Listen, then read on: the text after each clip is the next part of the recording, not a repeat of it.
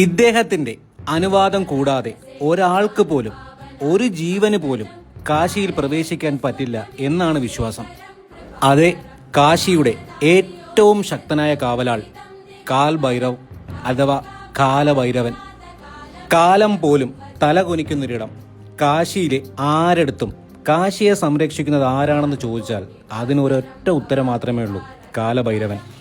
കാശിയിൽ ഏതൊരാൾ വന്നാലും ആദ്യം ചെയ്യേണ്ടത് എന്താണെന്നുള്ള ചോദ്യം വന്നു നിൽക്കുന്നത് കാലഭൈരവനിലാണ്. കാൽ ഭൈരവ് ക്ഷേത്രം കാശിയിലെ വിശ്വേശ്വർ ഗഞ്ചിലാണ് സ്ഥിതി ചെയ്യുന്നത്.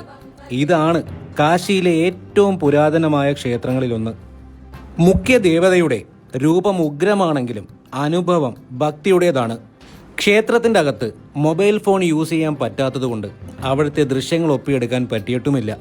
ക്ഷേത്രത്തിൻ്റെ അകത്ത് അത്രയും വൈബ്രൻ്റ് ആയിട്ടുള്ള ഒരു അറ്റ്മോസ്ഫിയറാണ്. പോസിറ്റീവ് എനർജി തളം കെട്ടി നിൽക്കുന്നത് പോലത്തെ ഒരു അനുഭവം നമുക്ക് കിട്ടും.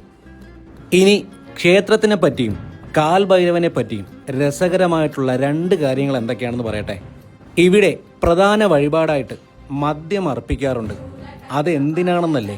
നിങ്ങളുടെ കുടുംബത്തിലോ പരിചയത്തിലോ മദ്യത്തിനോട് അഡിക്ഷനുള്ള ആരെങ്കിലും ഉണ്ടെങ്കിൽ അവർക്ക് വേണ്ടി കാലഭൈരവന് മദ്യം വഴിപാടായിട്ട് നേരുകയാണെന്നുണ്ടെങ്കിൽ, ആർക്കു വേണ്ടിയാണോ അത് നേരുന്നത് അവർ പൂർണ്ണമായിട്ടും അഡിക്ഷനിൽ നിന്നും മുക്തമാവുമെന്നാണ് ഇവിടുത്തെ വിശ്വാസം.